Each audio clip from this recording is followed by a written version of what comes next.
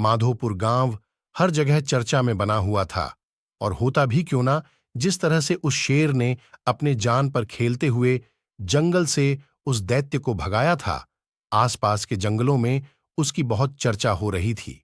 सबकी नजर माधोपुर की ओर लगी हुई थी, क्योंकि माधोपुर की जानवरों ने अपना नया राजा चुन लिया था और राज्य तिलक की तैयारी चल रही थी। माधोपुर के सारे प्राणी बहुत उत्साहित थे। जिस तरह से शेर ने उस दैत्य को भगाया था, उनको अपने राजा पे गर्व था।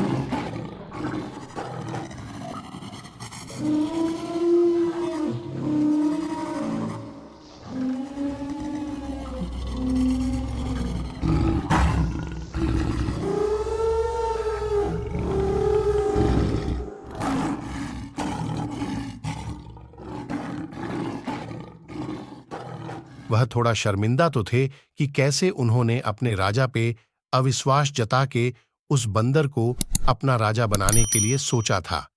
सारे जानवर एक दूसरे को बधाई दे रहे थे और राजा के स्वागत की तैयारी कर रहे थे।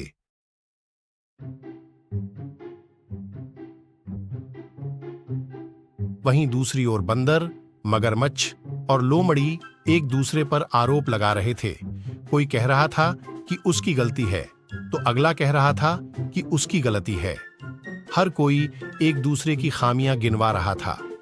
तभी मगरमच्छ थोड़ा खांसते हुए बोलता है, इस बंदर की इस उम्र में उछल कूद देखकर और इसकी उटपटांग बातें सुनकर मैं इसके बातों में आ गया था, मगर मैं यह भूल गया था कि बंदर कितना भी बूढ़ा क्यों ना हो जाए, गुलाटी मारना नहीं भूलता। मेरी जो बची कुची कुछ इज्जत जो इस तालाब पर थी, वह भी खत्म हो गई। यह जो खटाखट खटाखट यहां से वहां कूदता था, मुझको लगता था कि लोग इसके लिए ताली बजा रहे हैं। अब मुझे समझ में आया कि लोग इसके लिए नहीं, इसको देखकर ताली बजा रहे थे। यह सब सुनकर बंदर को बड़ा गुस्सा आ रहा था। तभी लोमड़ी बोलता है, सही कहा मगरमच्छ भाई, मैं तो दूसरी बार इसके चक्कर में आ गया। मेरे पिताजी ने तो मुझको इसके साथ रहने को मना किया था। मैं तो इस पप्पू, मेरा मतलब इस बंदर की बातों में आ गया। मैं तो हवाई जहाज से घूमने के सपने देख रहा था, पर अब मुझको लगता है कि पंचर साइकिल से ही पूरा जंगल घूमना पड़ेगा। इसने तो मुझे कहीं का नहीं छोड़ा। बंदर पास में खड़ा हुआ था, वह सारी बातें सुन रहा था। तभी वह गुस्से से बोलता है, हाँ, मैं मानता हूँ कि मैं लालची और मक्कार हूँ, पर तुम दोनों भी कब नहीं हो। मेरी सभा में जो कुछ लोग आते भी थे, उनमें से तो कुछ इस मगर की खांसी देखकर भाग जाते थे, तो कुछ इस लोमड़ी की शक्ल, और राजा तो तुम लोग भी बनना चाह रहे थे ना।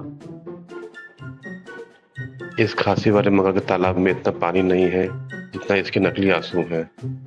और ये लोमड़ी ये साइकिल की बात करता है, इसकी साइकिल तो पहले से टूटी फूटी थी। जो कुछ थोड़ा बहुत चल भी रही थी वो सिर्फ मेरी वजह से। वालों ने तो तुम लोग के साथ रहने को पहले ही मना किया था, पर मैं ही बेवकूफ था जो फंस गया।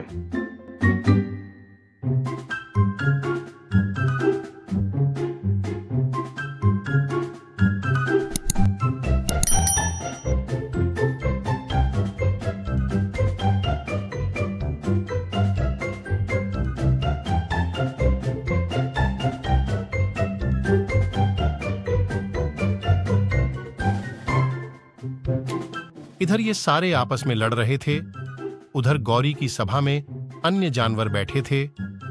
वह सारे राज्य तिलक के लिए उत्साहित तो थे, पर शर्मिंदा भी थे कि वो कैसे कैसे बातों में आ गए थे। कुछ तो मुफ्त के चीजों के सपने देख रहे थे, तो कुछ खैरात में मिलने वाले धन से पूरी जिंदगी बिताने के सोच रहे थे। कुछ तो बहुत आगे थे, वह ढेर सारे आलू ले आए थे क्योंकि उनको सोने की फैक्ट्री डालनी थी। तभी गौरी बोलती है, मुफ्त की चीज कभी लंबे समय तक नहीं चलती। अगर आपको कोई चीज बिना परिश्रम के मिल रही है, तो समझ लो कि भविष्य में आपको उसका दोहरा मूल्य चुकाना होगा। भगवान श्री कृष्ण ने गीता में कहा है, कर्मण्येवाधिकारस्ते मा फलेषु कदाचन, अर्थात तुम्हारा कर्तव्य कर्म करने में ही है, फलों में नहीं। तो दोस्तों, कर्म करो, परिश्रम करो, क्योंकि बिना परिश्रम से अर्जित किया हुआ धन कभी शुभ नहीं होता है। इसलिए हम लोग को केवल परिश्रम करना चाहिए और ऐसे लोगों से बहुत दूर रहना चाहिए जो आपको मुफ्त की चीज देने का वादा करते हैं। अब सारे लोगों को गौरी की बात समझ आती है। वो बहुत खुशी खुशी वहां से चले जाते हैं और राज्य तिलक की तैयारी में लग जाते हैं। तो दोस्त, इस कहानी का सारांश ये है कि उछल कूद करने वाले बंदर को देखकर केवल ताली बजाई जाती है, न कि राजा बनाया जाता है।